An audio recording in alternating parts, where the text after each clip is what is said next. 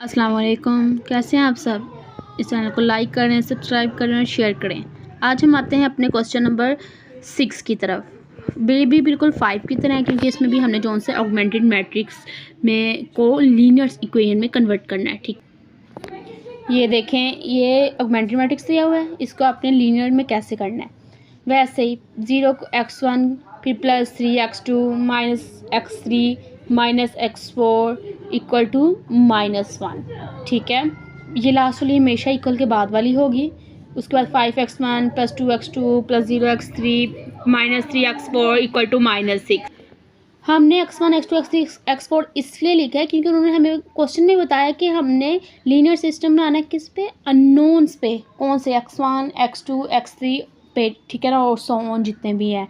वरना हम x y z या w x y z वगैरह भी लिख सकते हैं, पर उन्होंने हमें बताया हुआ, इसलिए हमने x1 x2 x3 x4 को लिखा है। ठीक है, अब 0 वाली हमेशा ख़त्म हो जाती है, तो इस 0 वाली को हमने ख़त्म कर दी। पीछे आ गया 3x2 -x3 -x4 equal to -1। ये 5x1 +2x2 -3x4 equal to -6, क्योंकि 0 वाली वैसे टू -9। फिर 0x1 +0x2 +0x3 -x4 equal to -2। अब हम 0 के बगैर लिखेंगे, क्योंकि 0 के से जो है वो वैल्यू खत्म हो जाती है। 3x1 0 के से ख़त्म हो गई, पीछे क्या रह गया, +x3 -4x4 इक्वल टू 3। अगली फिर -4x1, ये ख़त्म होगी 0 की वजह से। फिर +4x3 +x4 इक्वल टू -3। फिर इधर -x1 +3x2, ये भी 0 की वजह से ख़त्म होगी। 0 को किसी चीज़ से मल्टीप्लाई करो ख़त्म हो जाती है, 0 ही इसका आंसर है। -2x4 equal to -9। फिर ये तीनों 0 की वजह से नहीं लिखेंगे हम, क्योंकि तीनों का एक किस्म का 0 ही आंसर है, तो पीछे क्या रह जाएगा, -x4 इक्वल टू -2। ये इसका आंसर है। अब देखें, इस क्वेश्चन 7 में हमने जो सा है इनका ऑगमेंटेड मैट्रिक्स बनाना है। ठीक है, पहले उन्होंने हमें ऑगमेंटेड मैट्रिक्स दिया था, उसका हमने लीनियर सिस्टम बनाना था। अब इसका ऑगमेंटेड का हमने लीनियर का हमने ऑगमेंटेड बनाना है। चलें बनाते हैं, चलें ऑगमेंटेड मैट्रिक्स बनाएं। वैसे ब्रैकेट या -2, आगे x2 x3 कुछ नहीं है तो कुछ नहीं लिखेंगे।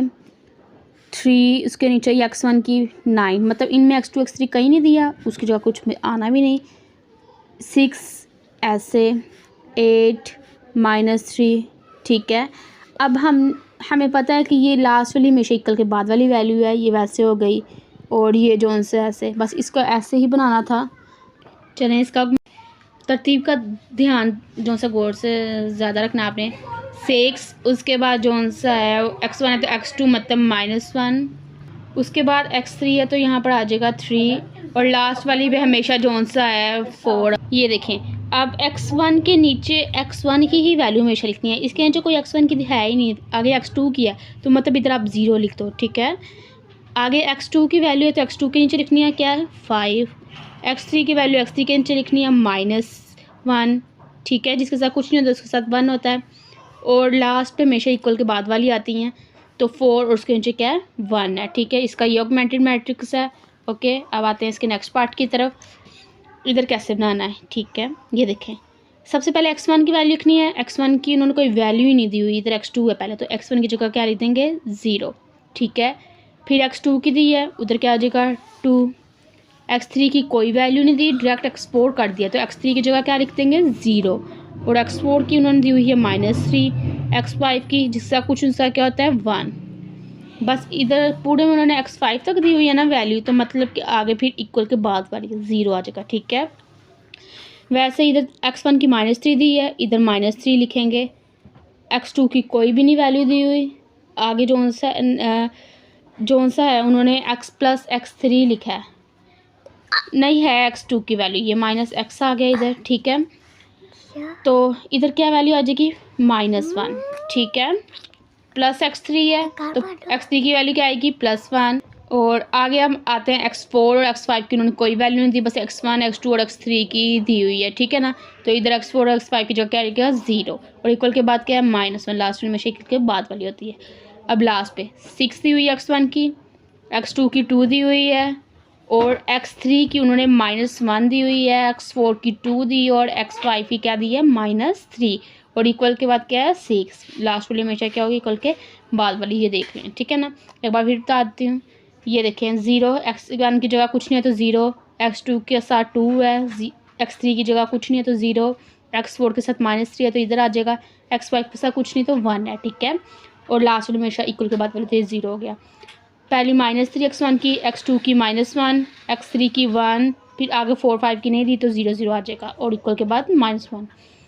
6x1 की है, x2 की 2 है, x3 की -1 है, x4 की 2 है और x5 की -3 और लास्ट पे क्या है, देखिए हमने 3 लिख दिया x1 की जगह, x2 की जगह -2, फिर आगे -1 आ गया, फिर नेक्स्ट इक्वेशन 4 आ गया, x2 की जगह 5 आ गया और इक्वल के बाद क्या है 3 और फिर 7 आ गया, 3 आ गया और 2 आ गया। अब आते हैं उसके बी पार्ट की तरफ।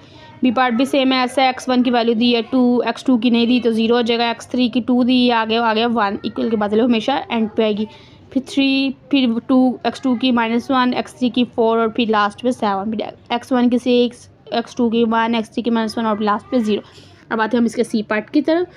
सी पार्ट पे उन्होंने ये देखें दिया हुआ है, सी पार्ट में x1 की उन्होंने कोई वैल्यू नहीं दी तो उधर 0 लिख देंगे, x2 की 2 दी या 2 आ गई, x3 की नहीं दी मतलब इधर 0 आ जाएगा, ठीक है। x4 की उन्होंने -3 दी है तो -3 आ गई, x5 की 1 आ गई और लास्ट वाली हमेशा इक्वल के बाद लिखनी है वैल्यू, तो x5 के बाद कोई और अननोन नहीं है तो मतलब 0 आ जाएगा, 0 आ गया, ठीक है। इक्वल के बाद जो है 0, उसके बाद -3x1 की, x2 की -1, x3 की 1 और x4 x5 की कोई नहीं दी तो 0 आ जाएगा उनकी जगह और लास्ट में इक्वल के बाद वाली लिखनी है तो क्या आ गया -1, फिर 6, फिर x2 की 2, x3 की -1, x4 की 2, x5 की -3 और लास्ट पे 6।